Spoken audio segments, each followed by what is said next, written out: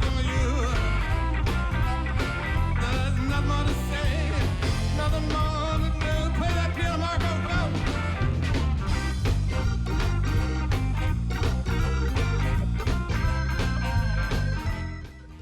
I found this ad and I auditioned, and it was Greg Mebbs, and he just started his own blues bar, Lucille's, and he's like, actually, I've got another job for you. He said, why don't you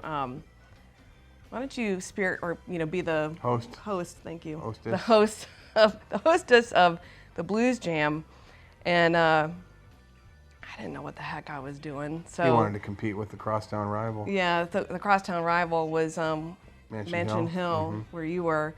This group of guys that I put together, none of them sang, so we didn't have any vocalists, but I didn't know that. So Jim helped me out. The Rival.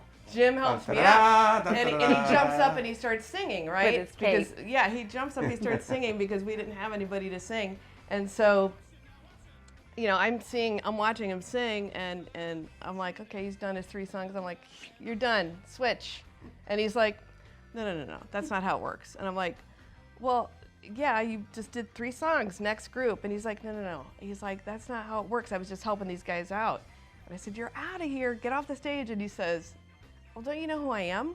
And I'm like, what? I'm like, don't you know who I am? Well, I didn't mean it like that. Well, so then, so he gets off the stage and then he comes over and he explains it to me. Go on, you tell him. Yeah, so I meant like, I run the Crosstown Blues Jam. I didn't know who he was. I'm trying to help you out here. I'm sorry that if I've offended you. I didn't mean to do that. And then the rest is history. She followed me around like a puppy dog. Oh my gosh. Still to this day. Edit that, whatever you do. That's not true.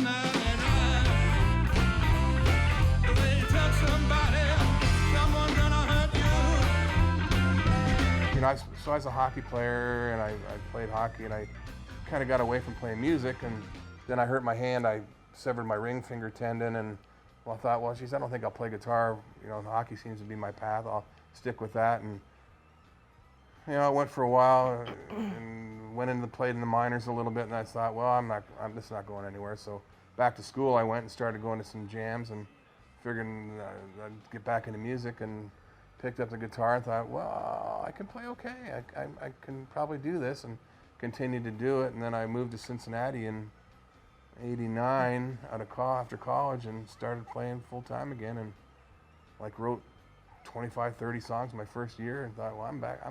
I'm into this now. I really dig this. And then Beth and I met in '94 and 95.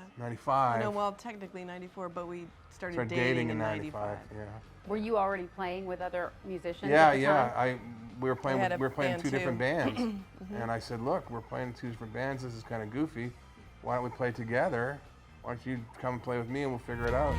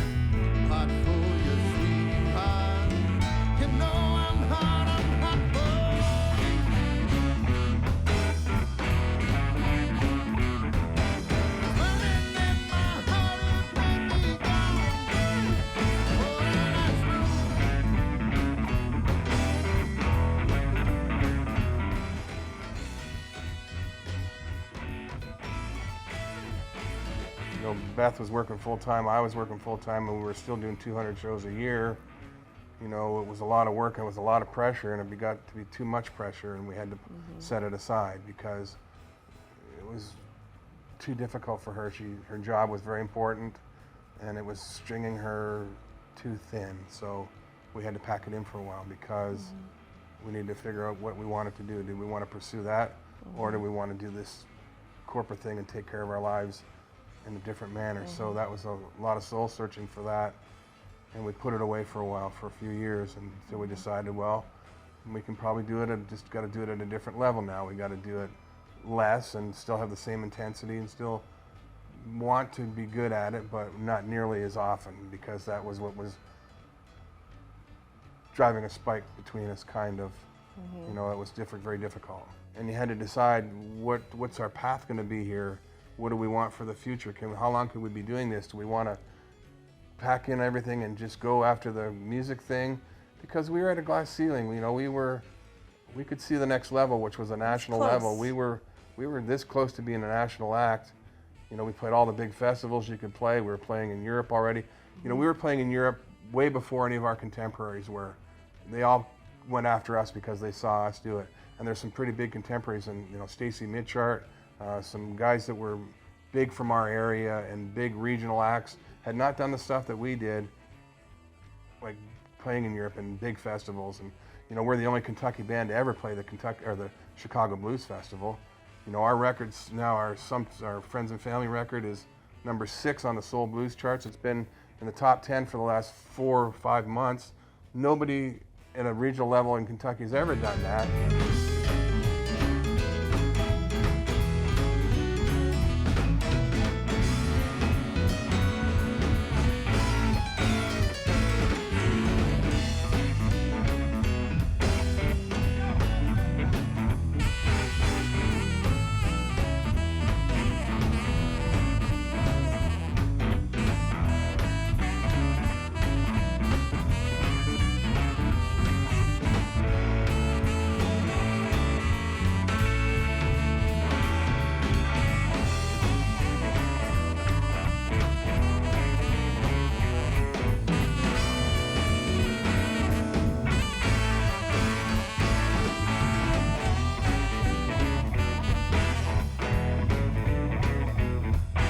What do you mean you don't need me? You really must be high. Love's got the moxie, baby. Money just can't buy. Hot for your sweetheart. You know I'm hot for.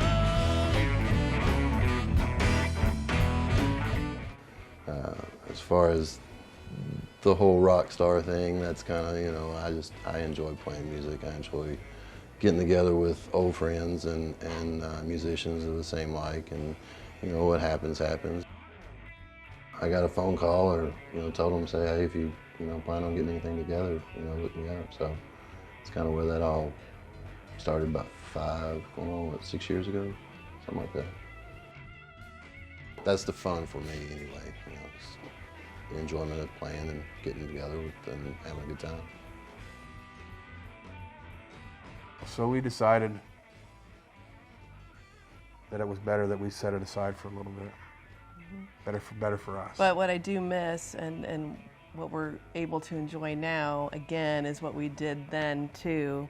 Aside from, you know, despite all the you know, tiring road trips and setups and all of that, you know, like Jim said, once you get on stage and you're set up and we, you know, those 4 clicks and we get into the song, it's like everything goes away. As tired as I was, or you were, and you know, the stress from getting to the gig, it just all goes away, and you just get lost in the music, and that's what I really, really missed. I mean, that whole, that was like where we find, you know, you asked the question about like, you know, does music help you through things? Absolutely. Like, you know, we get home from work on a Friday night, or you know, whenever on a Saturday, if we decide to rehearse again, and or if we have a gig, we just get lost in the music, and that part of it is what I really, really missed about it, because it is therapeutic. Absolutely. Sure. Yeah, you And just everything forget goes everything away. else. Yep. And then when you're in that moment with the band, you're like, oh man, that was awesome. Yeah. Like you just That feel was like you're awesome. elevated almost, Yeah. you know? It's like dope. You're like, wow. It's a high. Oh man, it really is. I really like it a lot, and not because of the audience as much. It's more about what happens with the band and the music the band has done. Don't be in a hurry. Don't you run too fast. I got the moxie, baby. Money just can't buy. Hot for you, sweetheart. You know I'm hot for you.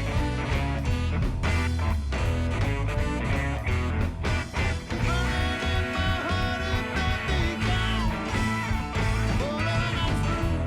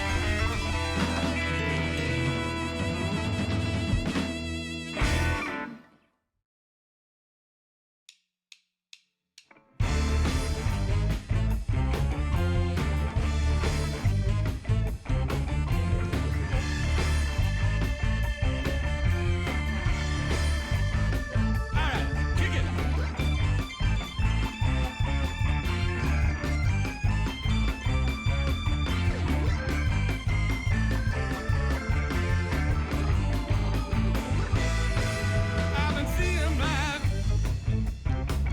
but I don't know what to do. I've been seeing black, and it's all because of you. I've been road scared. I hope you know it's true. I've been road scared. Won't you help me see it through? Baby, don't you need me? Baby, don't you like my style? All the time I think of you, gotta have you by my side. Kick it.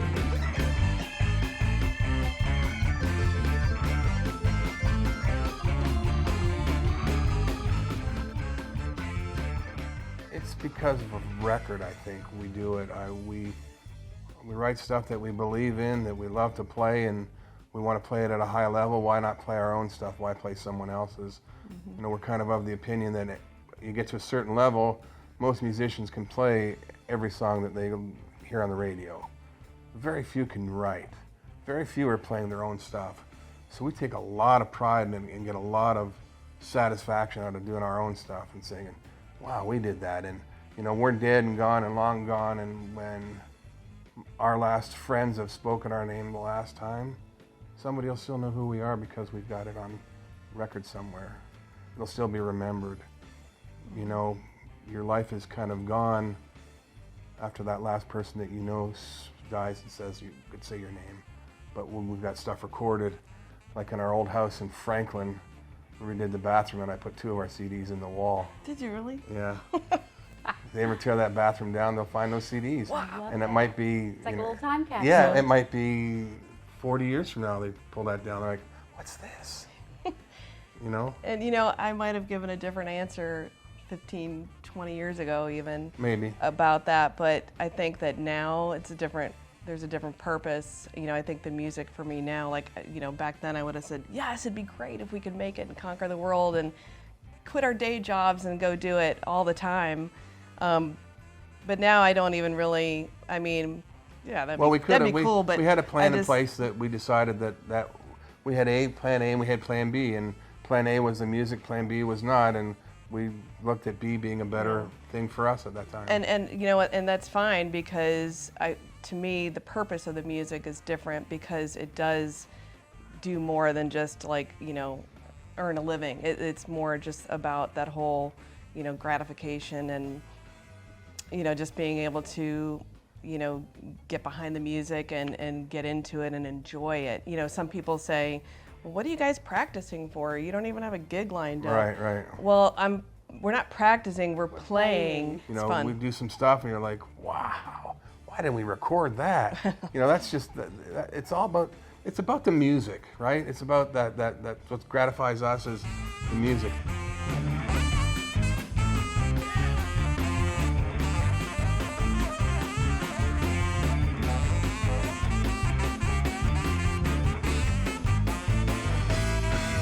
I've been seeing blood. I don't know what to do. I've been seeing blood. Said it's all because of you. I've been running scared. I hope you know it's true. I've been running scared. Won't you help me see it through? Baby, don't you need me, baby, like my style? All the time I think of you, gotta have you by my side. Get it, Mark.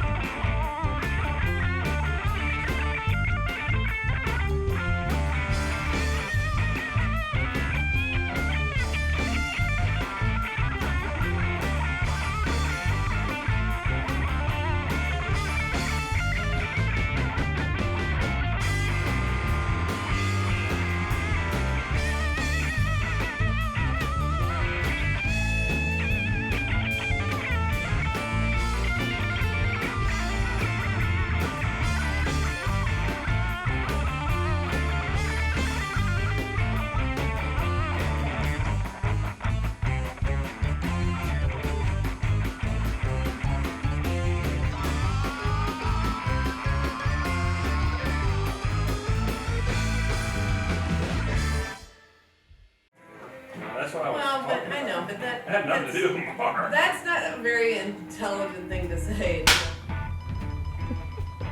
She's like, what? What's that guy doing? What's over there? Where's he going? Watch him.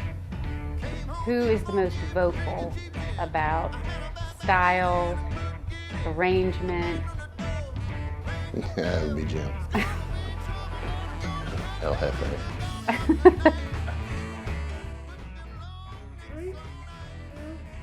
This week on Marquee Backstage, I totally just forgot all of it.